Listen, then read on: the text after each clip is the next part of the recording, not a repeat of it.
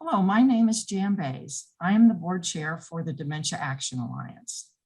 As a consumer advocacy and education organization comprised of many people living with dementia, care partners, and other advocates, DAA wants to ensure people understand the facts about the CMS Aduhelm controversy.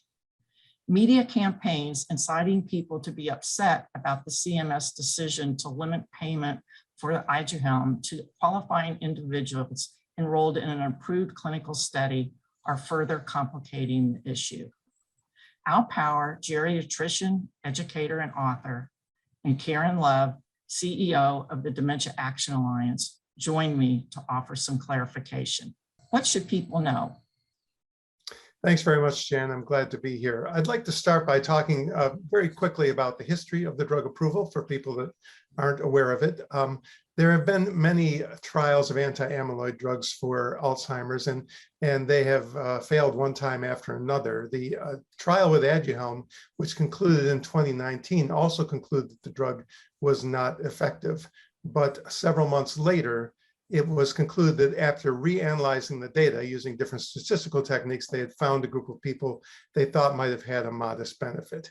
However, in spite of this, there was also a significant risk of the drug. And over 40% of people in the trials had either brain swelling and or small hemorrhages in the areas of the amyloid plaque, raising concerns about safety as well. There was an advisory panel for the FDA, which voted 10-0 with one abstention to not proceed with approval of the drug. And then the senior FDA official panel voted 15-0 to not approve the drug. After that, an agreement was reached where there was an accelerated approval, which was done with the opinion of two outside scientists, not any of the others, to approve the drug with the caveat that there would be some ongoing investigation after it was released to the wider public. That to me really seems like kind of an end around move. I'm not sure how that happens, but it sounds like influence to me. But the drug was approved under these conditions in June of last year. Since that time, there's been a lot of controversy because many scientists believe that this was not proper. Many advisory panel members have resigned in protest over this. Many bodies such as the American Geriatric Society, the VA administration, many hospitals like the Cleveland Clinic and Massachusetts General have said that we do not want to use this drug outside of clinical trials and will not do so. So scientifically, and as a doctor, I'm primarily interested in scientific principles. The risk-benefit analysis for this drug does not support its approval. If there is a benefit, it may be a small benefit in a subgroup of people. We have not identified that subgroup. We're just saying the advocates are saying everybody with Alzheimer's should take this drug without knowing who that small group of people is that might benefit, and there is a significant risk. I'd like to talk a little bit more about what this approval says about us and about Alzheimer's. And I would like to respond to the contention that those of us who did not support approval somehow are discriminating against people with Alzheimer's, maybe discriminating particularly against women or people of color who may be represented in this population, because I think that the opposite is true. And for comparison, I'd like to talk about maybe the most notorious drug recall that I'm aware of, and that was back in 2005 when the arthritis drug Vioxx was taken off the market because it caused heart disease and cardiac deaths in the population. At that time, the number of cardiac deaths that occurred in America due to the drug was about 1/4%. Now, I can't exactly translate deaths to brain swelling and brain bleeding, which may be serious but not fatal, but 1/4% got the drug removed, had it called by Dr. David Graham the greatest disaster in the history of American drugs and maybe in the world, and compare it with a drug that's been approved that has a 40% chance of serious side effects. And I think that there are a couple things that this says. I think there's an implicit bias here. There's definitely a discrimination, but it goes a different way than what we're saying.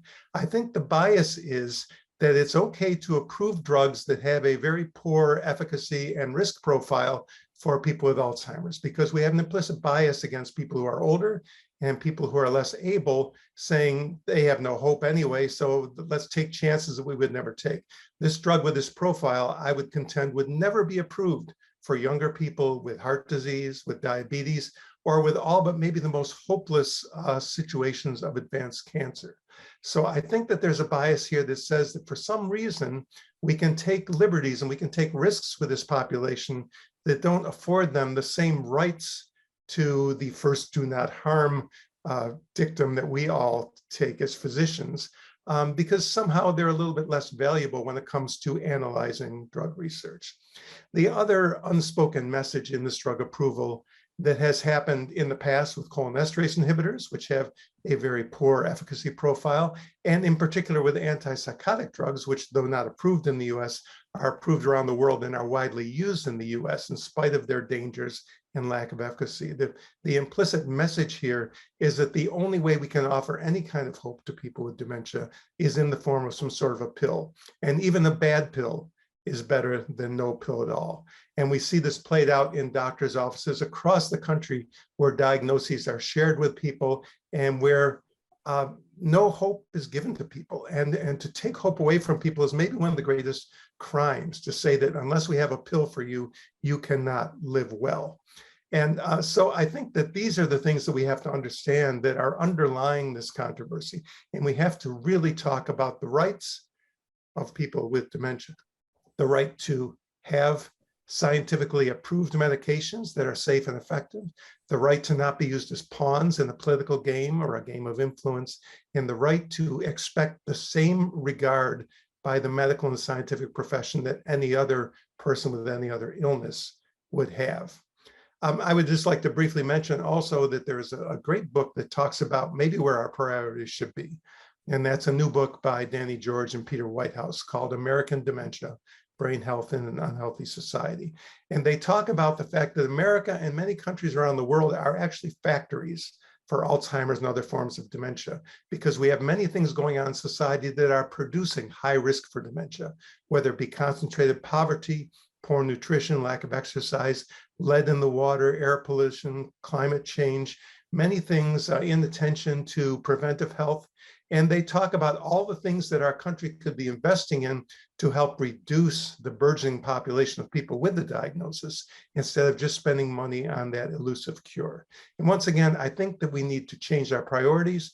And I'm really happy to turn this over to Karen Love to talk about the ways that people with dementia can find hope in their diagnosis, even though we do not have a safe or effective medication for them to take. Thanks very much. Thank you, Al, for your excellent fact-based points. And I do want to pick up on, there are many ways that people can live well.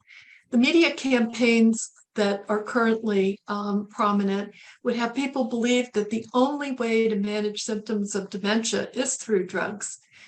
Safe and effective drugs indeed can be hugely beneficial, but we don't yet have those drugs for the major forms of dementia, including Lewy body, frontotemporal, vascular, and Alzheimer's. There are, however, many things that people can do today to ensure a better quality of life that are safe and effective. There's much research standing behind this, and I want to note some of these fairly simple things to do. One is maintaining close relationships and connections with people. That connection is really important to well-being. Being engaged in things you find interesting and meaningful, also very important for our well-being. Limiting stressful experiences. You know, we are all exposed to some levels of stress in our lives, but trying to limit the exposure and experience of stressful things is helpful. Getting restorative sleep, enough REM and deep sleep that gives our brains a chance to get restored. Being physically active, as Dr. Powers said, that exercise, that movement is important. Eating and drinking nutritiously, And lastly, keeping your spirits up and just doing things that make you laugh. Those are all very, I mean, we sort of just say, oh, but those are simple things to do in life, but they actually do help people, all people, and people living with dementia. It can slow down the progression of symptoms for many. For more information about how these lifestyle-based things can be helpful, DAA recommends a PBS documentary that we worked on with the Virginia Public Media, and it's titled Alzheimer's, What You Can Do. Jan, back to you. Thank you, Al and Karen, for sharing your insights. DAA could not be more in support of a drug that helps ameliorate the effects of Alzheimer's disease. Aduhelm has not yet been shown to be beneficial, and it has been shown to have some very serious side effects, including brain bleeds and swelling, as Al told us. In our opinion, CMS's decision only serves to protect people taking the drug by requiring that they be enrolled in an approved clinical trial so that the Aduhelm's efficacy and safety can be evaluated. For ongoing resources addressing the Aduhelm controversy, visit our website.